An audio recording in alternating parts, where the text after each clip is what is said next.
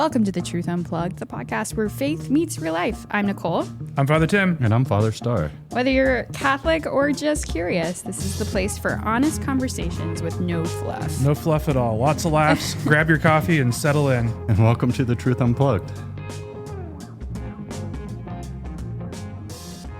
Welcome back. We're back for season 2. We're not all back. Well, no. So season 2 has brought some change about with the departure of Father Michael. Good riddance. Maybe that means that the rest of us can get some words in edgewise. We don't have to. I won't have to edit any long monologues anymore. Mm-hmm. Just kidding. We miss you, Father Michael. Hope you still tune in. But we do have one major change. Do you want to talk about the priest in the room? Yeah, we got Father Bradley Starr here now, of course. You guys have met him, talked to him after Mass. So welcome, Father Starr. Good to have you here. It's been great having him in the rectory last 2 months, I think? Yeah. Has it been 2 months already? Just about, yeah. And good to have another cat liker. Yeah. At least he tells me he's a cat liker. But I like your cats. They're just a bit much sometimes. Yeah. So. Well, at least you don't prefer dogs over cats, right? Yeah, I prefer cats. Yeah, most definitely. There you go. Yeah. That's a change. Mm-hmm. Yeah. So other than a new co-host, we are also kind of transitioning the podcast to more of a discussion-based theme. We still would love for you guys, our Unplugged listeners, to submit questions if you want them answered, and we can still talk about that. But we are going to move more towards just a longer form discussion. We should We should have our people that listen try to come up with a name for themselves, like truthers. Yeah, truthers, or like you guys vote on what you want to be called. Just use that link, that texting link, or you can email us. Anyway, how was summer break for you, Father Tim? Summer break for me was great. Was it really a break, though? Yeah, I guess it was a break. I mean, break from this podcast. Yes, it was a break from the podcast, and it's always quieter during the summer. Right. We don't have activities going on. I got to take my little trip to Iberia. That was neat. Mm-hmm. I got to go on a sailboat. Father Starr, how has I hate saying transitioning. Because it's taken on a bad context. I know. How has moving to St. Clair been? It's actually been an interesting experience, right? So I was a pastor. I spent 3 years of my life giving everything that I have to this parish. And then because I'm studying canon law, I needed to come here. So it's just relearning to not be the guy in charge, relearning to trust actually Father Tim. So that's actually a process. I have some thorn in my sides, right? Like sitting across from me on this table, but yeah. And then it's just learning to fall in love with the people again, to be honest. So it's just a long process. Before you came to St. Clair, how many times had you moved? Or when was the last time you had moved? 3 years before. Okay, so you were at Good Shepherd I was at Good Shepherd for 2 years. Okay, 2 years. And then I was at St. Patrick's for 3. Oh, okay. Yeah. Gotcha. St. Patrick's, is that the one up in the mountains? No, so St. Patrick's is in Norcross. Norcross, okay. Good Samaritan, my previous parish where I was pastor, is up in the mountains. Okay, gotcha. Heaven on earth. Oh, man, that's a dream. I drove into St. Clair and I was like, one day we will have a real church. Hey, I can't wait. Yeah. One day we'll have a driveway. Soon. As of yesterday, I sent a letter to the Archbishop saying, we're all set. We're ready to start building our driveway. They've pulled whatever permissions they've needed from the county. And we're hoping to start October 1st, and it will be done before Christmas. That's amazing. How much work did you have to do to actually get to this point, though? I was looking at your calendar. To build a driveway. We launched the capital campaign a year ago. Yeah, a little over a year ago. I'd hoped that we would have started the actual construction beforehand because we've had the money in hand to actually build it. But it's just the process of dealing with Cobb County bureaucracy and Catholic Church bureaucracy. Which I guess that's that's like canon law, right? Because in order to spend the $700,000 that it's going to cost to build the road, I can't just do that on my own. I have to have the Archbishop's permission because it's what is that called again? It's called an extraordinary act of administration. Oh yeah, right? That's right. So you are in charge of the parish, right? But you're also in charge of the common good, and so the church really wants to protect that. So you have to actually talk to your finance council. and they have to give you their opinion. And then you have to get the bishop's approval, and he has a whole bunch of other steps. But I guess that's one of the downsides to bureaucracy, isn't it? Right? It's there to protect the common good and then ends up not serving the common good. But yeah, I think it's important. Yep. Canon law is awesome, man. So speaking of canon law, Father Starr, I have gotten a ton of questions from people of like, what is canon law? And like, why are you trying to pursue that? And so what a great opener for this podcast about you. Can you tell us about canon law? So I've actually been thinking about this question because I get asked it a lot.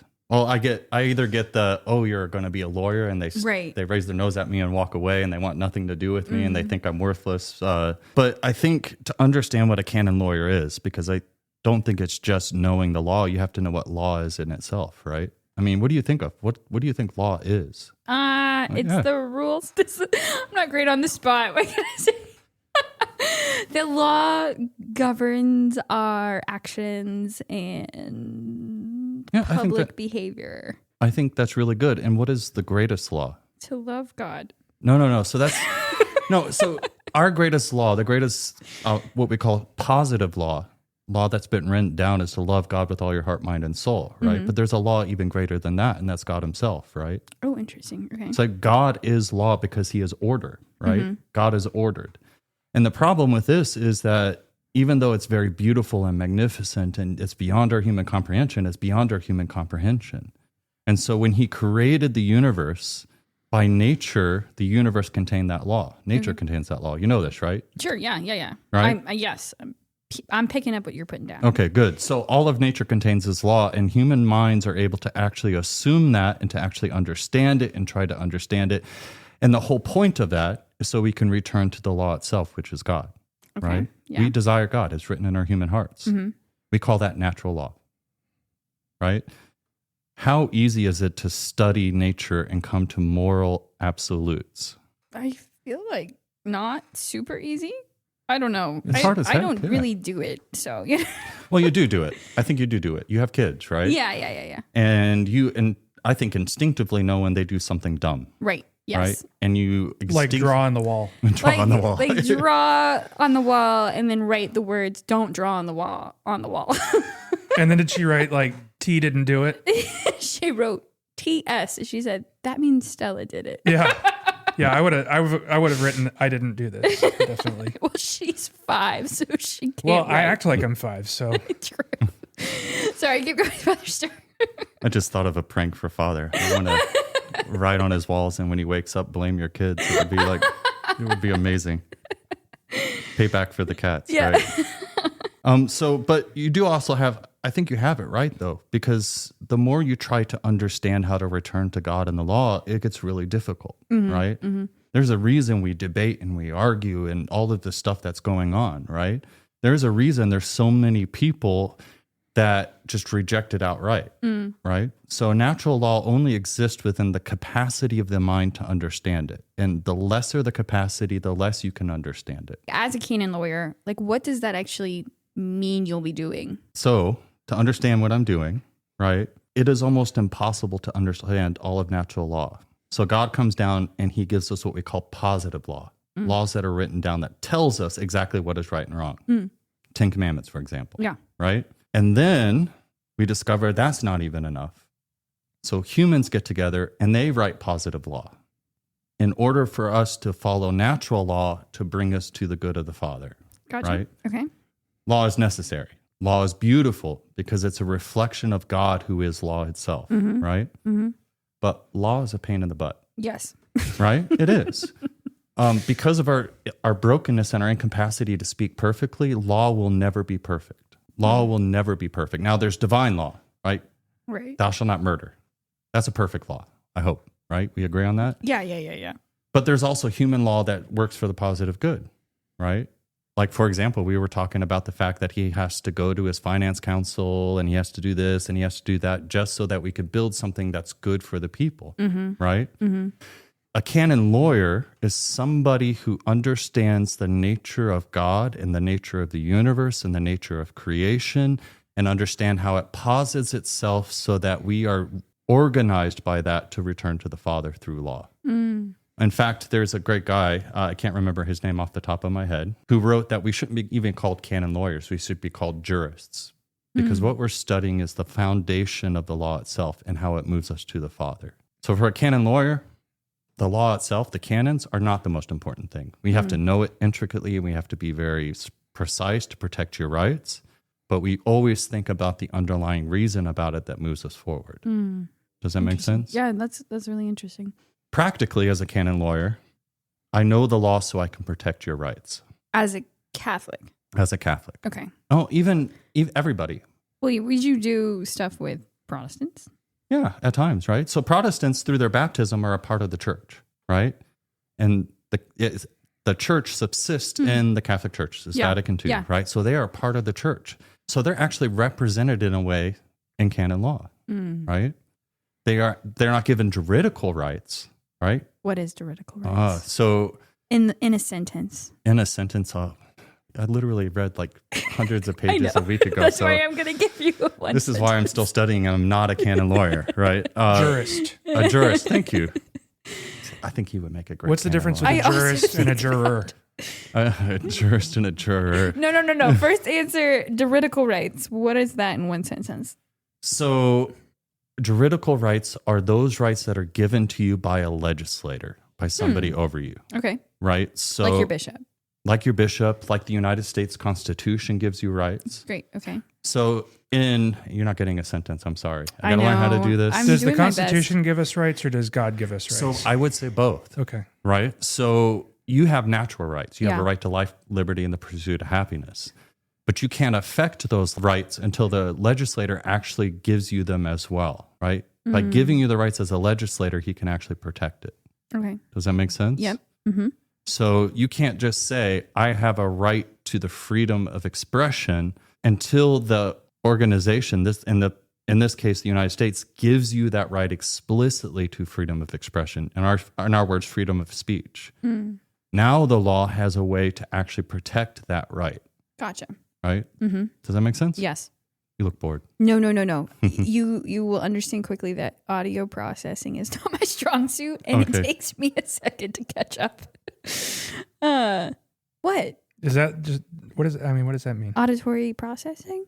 Yeah. What should You're a visual learner. I'm a visual learner. Yeah. I'm not really, which makes it really fun to host this podcast. Yeah, especially because people can't see the faces that I make at you. They can't see the face I'm making, which is like a squinched up face trying to understand what you're saying. What happens if you always look like you're making a face? Don't look at me. I don't know. Don't look at me. You're ugly. You were talking about like practically like with canon law, what you do. Right. So because canon law protects your rights, it also creates a framework so that you can perform the mission of the church. Okay. Right? The solus animarum, the salvation of souls, is what we exist for as Christians, is for the salvation of souls. It gives you the framework so that you can do it, and your rights and your duties are protected. Okay. Right? So I study the law so that I know how that can be affected, if that makes sense. Okay. So what will you do with will you go work in the Vatican? Is that? No. I'm not like Father Goroff. Okay. He speaks like 5 languages. He doesn't actually work though. Yeah. He spends a lot of time sitting in cafes, according to his Instagram story. I sent him a text asking him a question, and he goes, "Oh yeah, this is the Pope's name day. None of the Vatican is working." Yeah. Like, do you guys ever work? Just make up a reason to take days off. Yeah. So you work for the Archdiocese? I mean, I work for the Archdiocese now. Okay, well, I'm trying to figure out what you're going to be doing exactly. I don't actually know. Okay, right? so do you pick like a constant? This is nothing like law school. Well, it is a lot like law school. But I feel like at the end of law school, people are like, "Oh, I'm going to go be." And people do that for canon law. So one of the beautiful things that Vatican II and the new Code of Canon Law did was allow lay people to study and practice law. So you're getting a lot, it looks like, of specialities, right? There are people who live their whole lives to protect priests' rights and false accusations. There's people who live their whole rights to protect parishes that are being closed and merged, right? Interesting. Typically, a priest is sent to work in the tribunal. So I would normally be working on marriage cases, marriage nullity petitions and judgments, right? So Really, it's up to God. As I say in Spanish, primero Dios, whatever God wants, right? Yeah. So I honestly have no idea what I'm going to be doing. You've got 3 years more left. Years. Yeah. Fun stuff. Well, you might hang around for a little while. 3 more years of podcast. Thank you for answering that very complicated question in I'm sure there will be plenty more questions that are going to come from the people. I did warn you, though. I did tell you No, this. you did. And you said that's not going to be contained to a 15-minute podcast. And I mean, you did it. So congratulations. Well, thank you. I got a couple more questions for we're you. Not done yet? No, you're not done. I would love for you. Are you going to ask me any questions? No. It's my podcast. Do you remember when we did an entire YouTube series called 10 Questions with Father Tim, where we had 10 episodes? I don't remember and that. I asked you the course of 100 How do you find that? questions on YouTube. Oh, yeah. It's on our YouTube channel. Yeah. If you haven't watched it, you should go watch it. Okay. Father Starr. Mm-hmm. Which flavor of ice cream best fits your personality? I hate to say it, vanilla. You're saying you're boring? No, so vanilla, correct me if I'm wrong, vanilla is actually very hard to make, right? Well, vanilla beans are expensive. I know that. Oh, so he's expensive? They come from Madagascar. Simple? Yeah. So I give the impression of being vanilla boring, but there's a lot that goes into it. And the complexity of a nice vanilla ice cream. And I'm pretty chill most of the time, right? Like you actually said yourself that like you don't even notice when I'm panicking. Like you were having that conversation. Right? Yeah, that is true. So, yeah. Vanilla and boring.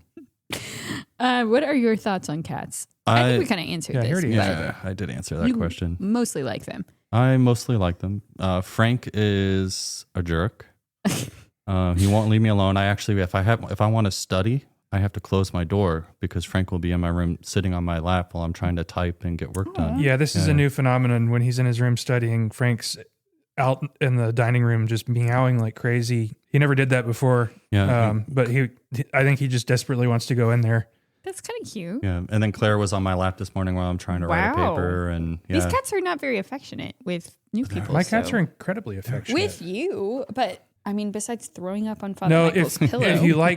If you like cats will pay you attention. I've recently been to 2 different people's houses to do sick calls. And the first one, the lady told me that her cat was incredibly shy. And I just kind of called for her and the cat came out and I was like, well, I'm kind of a cat whisperer. And cat came over to me and said, this is weird.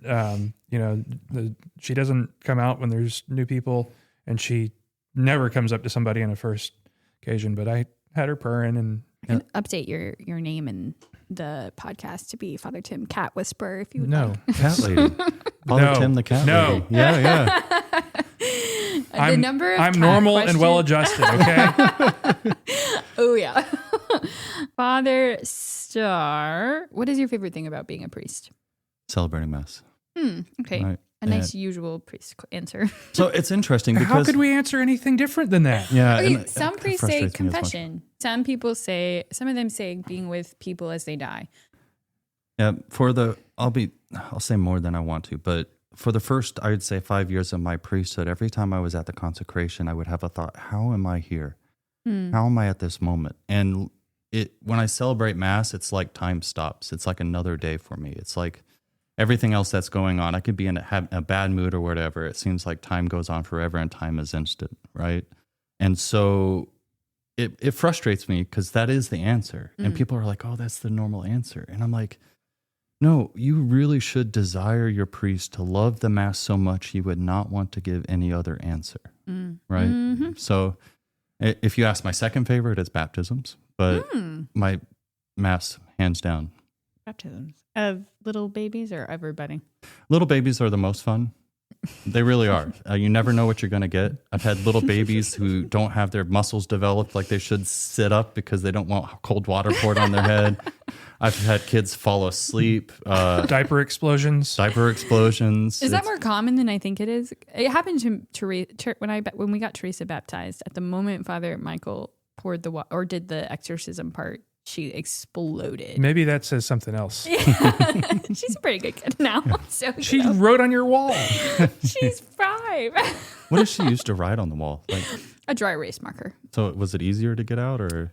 You can ask her. I made her clean it. You were awesome. Which do you like more, funeral or wedding? We were talking about that. Mm-hmm. I have to be honest. funeral. I knew it. Yeah, because they don't talk back. Yeah. Oh my gosh. It's true. What you work in the wedding industry, and the amount. What did you tell me that the average expense of a wedding is? Is like $50,000. Yeah, 40, 50. That's insane. You don't you don't have to do that to get married. You can just come to the church and get married.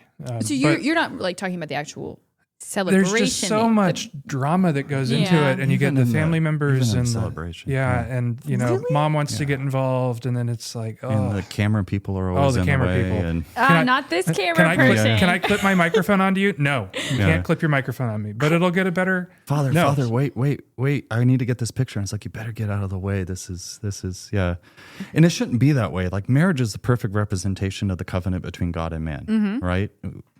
But for some reason, when I celebrate weddings, I don't celebrate the wedding. I'm the assistants, right? The people are the facilitator, the facilitators, the presiders of the sacrament. You get the sense that they don't truly understand what they're getting into. Not just the they haven't discovered through experience, but that they are so far short of what they're about to do.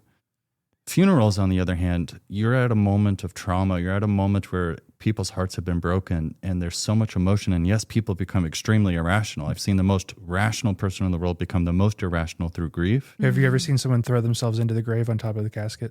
No. Yeah, not yet. That was a fun one. You saw that happen? Oh, yeah. Yeah. Multiple times or just once? So Hispanic funerals are a little bit more dramatic. See? Oh, yeah. I've seen like a mother beating the chest of her dead child that, like a 20-something-year-old that had a drug addiction problem and died in a car accident, and she was so angry at him, and that's how she was taking her grief out. And and you stand there and you're just like, wow, everybody mourns differently. Yeah. And for some reason, it's easier to see the light of Christ in the moment of the darkness of their grief. And you become you're not the savior. You're not the one who does it, but you see Christ work through the sacrament and through them. I've had people come up and it's literally nothing. And I know you have too. Like, I'm coming back to the church. I've been away for 20 years. Yeah, last week you had a funeral and it was very small, but I think you said 2 of them. And the guy whose wife's funeral it was talked to me this past week, and he said, yeah, I've been talking to my brother and to another family member, and they're really serious about going back to church. So it's amazing what can happen at a funeral. Weddings, it's a lot harder to say like, hey guys, this is joyous. This might be the only time you come to church. You should come to church more. Whereas at a funeral, you can say, hey, life is short. Life's going to end. We should have our affairs in order. You guys should do what I do and only accept certain weddings of people that you What's know to get say it. I don't? But canon law. Right? Oh, yeah. Well, But canon I was law. thinking that to your point about people that don't understand what they're doing and getting married, that makes your job easier because then you can just say, well, they didn't know what they were doing, so it wasn't really a marriage. Pope Francis said that. That's one of the few Pope Francis quotes that you'll hear me say when he said that probably all marriages are invalid. Yeah, that was I was not very happy with that quote. That was one of those off the cuff. Back before we had a second priest and when we added a mass, and so we'd have other priests come and help, and Father Dan Ketter came, and he was the judicial vicar at the time, and he... I forget what the readings were. I don't know if it was the wedding at Cana, if it was quite that on the nose, or if it was something else about marriage. But he said, I'm the judicial vicar, and so I understand what goes into a marriage breaking apart. So he gave this just beautiful homily, like an expositional homily on what marriage is. And I think it's probably one of the best marriage homilies I've ever heard. Do we have that recorded to our YouTube? Or is that That pre-YouTube? might be Facebook days back then, but I don't know. You should do what the ancients did and write what you remember. So maybe it'll be a homily studied in Yeah, there you go. 200 years. Yeah. Yeah, like St. Paul. Somewhere in there I said this. Okay, final question I have for you. Maybe 2. No, maybe I should ask the rest. Flip a coin. No. What's your favorite hymn? Favorite hymn, O God Beyond All Praising. Oh, you're in good company. But also, I'm a Holst fan. I played in the symphony. I've played Right. Jupiter, Bringer of Yes. Jollity. It's a Yes. lot of fun on the violin. So, yeah, at my first Mass, it was there. I think at the ordination Mass, they actually played it. It was the only request I had. Oh, I love polyphony, but yeah, that's my favorite. God beyond all praising. Just keeps winning. Yeah, I know. It's great. It's a great hymn. Yeah. In 2 sentences. No, that's a lot of sentences. 4? Okay. Because if you give me 4, I'll be shorter. If you give me 1, it'll be a dissertation. You'll just be like, I don't know what to say. In 4 sentences, describe your perfect day. My perfect day is when everything is crazy. No, seriously, everything is crazy. I am tired. I am wore out. I am stressed. And the only thing I can do is rely on God. Right? There's the days there you have to do all the sacraments, right? Mm-hmm. Because during the moment, I hate it. But when you get to pray afterwards and when you get to bring it to the Father and bring him thanks, you get to see these amazing miracles and graces working through it, right? I won't lie. There are days, and I'm starting to love it, where, you know what, it's Friday. I'm just going to go take a nap, right? But the best day, the perfect day, is when I have nothing to give, and then the Lord does it. So just see the fruit in the presence of the Lord. Yeah. It's a good answer. Nice job. This is a question actually I've been thinking of since you got here, because I thought you would have an interesting answer. What is a piece of art, literature, homily, or any resource you'd recommend to someone who is struggling to be convicted of their own sinfulness? There is a homily written by St. John Newman, right? It's actually called a sermon because the concept of homily being part of the liturgy didn't exist. It's called On the Mental Sufferings of Our Lord and His Passion. And it's speaking of what our Lord borne because of our sins while he was in the Garden of Gethsemane. And it is incredible. Now, I mean, everybody is different, but it's probably one of the best sermons I've ever read in my life. Now, when you say St. John Newman, you mean the Brit. Bohemian guy? The British guy. Oh, the British St. John Henry Newman, the new doctor of the church. Yes, the new doctor of the church. Is that one available online? Okay, but Yes. that begs the question. The other one, St. John Newman, the Neumann? Bohemian guy, is it pronounced Newman or Neumann? I thought it was Neumann. It's Neumann. I isn't it? say St. John. He's Newman. the one interred in Philadelphia, or Yeah, and the I'm pretty parish sure in it's Lilburn is Neumann. named for him. Yeah, you're wrong. Let's put it to a vote. Is it Newman or Neumann? Neumann. Type in your answer. Neumann. Yeah. Okay, great. You've talked. Is there anything else you want people to know about you? Actually, just if you want to get to know me, come and talk to me. True. He's not that scary. The beard might throw you off, but he's. I'll be honest. I run around like a chicken with my head cut off. Does that sound about right? So I wouldn't recommend going up to him like with a really deep question right after Mass. That might not be a great idea. I'm pretty wore out after Mass anyway. Yeah. So, but come and say hello. I think the best way to get to know someone is to actually just sit down and talk to them. Which is part of why we do this, so that Yeah. because we can't sit down and talk with every single one of our parishioners, or the random people around the world that listen to this, like our our friends in Africa. Africa, in Europe, in Poland. So to that point, you'll get to know me through the podcast, I think. Listen to the podcast. Yeah. And if Nicole leaves, I leave. Oh shoot! Yeah. You hear that, Father Tim? yeah. What are you gonna do? I'm gonna hit you over the head, and You're gonna tell me in confession change- that my and penance change is the to locks. not leave the podcast. We are going to have a whole podcast on boundaries. no. Adrian can come and we can like build you guys a house inside one of the classrooms. Definitely a podcast on boundaries. You and your husband and your children can live in the podcast room. Perfect. I don't need the 10 acres of land we've got back there that nobody uses. You have 10 acres of land? Don't you? This church property? Yeah. All the way church back there? Well, it's back there. Church property whichever way? is about 36 or 46. Yeah, it's 46 acres, I think. Why are you correcting the direction she's pointing on a podcast? Because it was wrong. And the truth matters. And the truth is now unplugged. I'll take your free house. All right. My real dream is to build a compound back there. Like with I want Catholic you to know, homeschool families and almost like all prepper of us shelters. would move here. I know, it'd be awesome.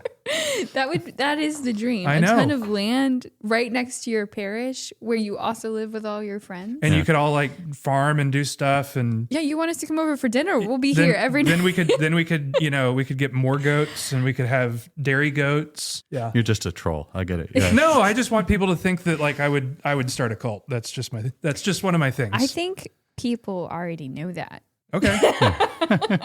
Okay, this has been great. If you want to know more about Father Starr, I recommend that you listen to the rest of this season because there will be plenty more that comes out. Obviously, and isn't there also that YouTube video? Oh yeah, is there a YouTube? That's like your video? vocation story, right? Yeah, I give a whole vocation story of why I became a priest. It's hopefully immemorial on the internet, so you can watch Yeah, it. And we should put a link. I'll find it. I'll link it in the show notes. that's where I discovered I'm not very good at public speaking. It works very well. Let's talk about one things. That is something. We should come up with like a little stinger for one things now. Stinger. What's a stinger? A little like audio thing. An audio. I thought we came up with one, and Like this is it. whoa, one thing. Oh yeah. Yeah, you want to do it? No. All right. I'm running out of coffee. Let's here, so. do one things. Okay. I'm gonna go first. So my one thing, we've had such a nice long break from bringing up things that we recommend. Father Tim and I had this moment over the summer, like, oh, this thing is awesome that we both love. And I said, I'm using it for the podcast, not you. So it is Oats Overnight. And it is what it sounds like. And you can get it at Costco. And the cookies and cream flavor is way better than the banana chocolate, whatever it is. But you just mix it with milk, stick it in the fridge, and then you have 20 grams of protein and 6 grams of fiber and all the good stuff in your body the next morning. So Is this like a breakfast substitute or is it? yeah, Okay. I think you could also like drink it as like a workout, post-workout Yeah, thing. because it's got the protein in it. Yeah, but I like it as, I mean, I don't normally get 20 grams of protein for breakfast. So my one thing is Oats Overnight Shut up. that I discovered. Oh my God. And it's really easy because you Stop. you pour the milk into the little container up to the line, and then you pour the powder in. And they've got all these different flavors. I set up a subscribe and save on Amazon to get it, so it just comes to my door. Oh, you get it through Amazon. Yeah, of course I do. Oh, I get mine at Costco because the price is great. Amazon's got good prices too, All right, well, especially when you do subscribe and save. I'll link both. You pick where you want it from. Father Starr, what is your very first one thing that will pop out into the public? I guess it's not Oats Overnight, is it? Yeah. No, so I play chess. Oh, really? I like to play a lot of chess. I play chess instead of doing other things that distract you or give you that dopamine hit. And it's actually possible for everybody to learn. I think that. There's a great board. He actually got to try it. It's called the Chess Hub 2. It's a board that lights up while you're playing. It lets you see good and bad moves. Whoa. You can play people around the world. You can play against your friends. It records your games and lets you see how well you do. You can set how much it helps you, how little it helps you. So like if you were playing with your daughters, you can make it so they always win or they always lose, however you want to do it. That's what I would do. I am so bad at chess. Maybe not even maybe funny. that should be our final episode of the year. Oh my gosh. As we play chess. Oh no, we should play And pickleball. No, we'll do speed chess with the clock while answering chess? questions. If you want to think that I'm dumb, I think you should have me play chess because that is No, not. this board is awesome because is it on the phone? No, it's a board. It's like yeah, a it's a real literal chessboard. physical. Yeah, board. I'll bring when it. you move Okay. a piece and then the other piece like magically moves without you touching it and it's stuck to the board like Jumanji.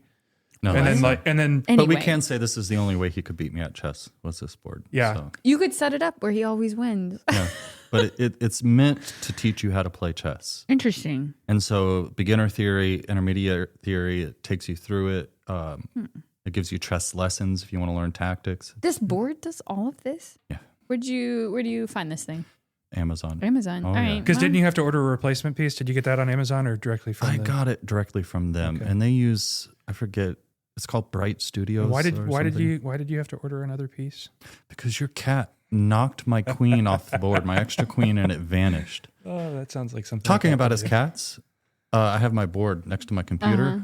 Frank hops up on the desk. looks over and knocks over all the white pieces, and then just walks away like it's nothing. as usual, I will link all these things in our show notes. You can check them out if you want. That chessboard does sound like a great gift. You know, Christmas is coming up if you've got a little chess player in your life.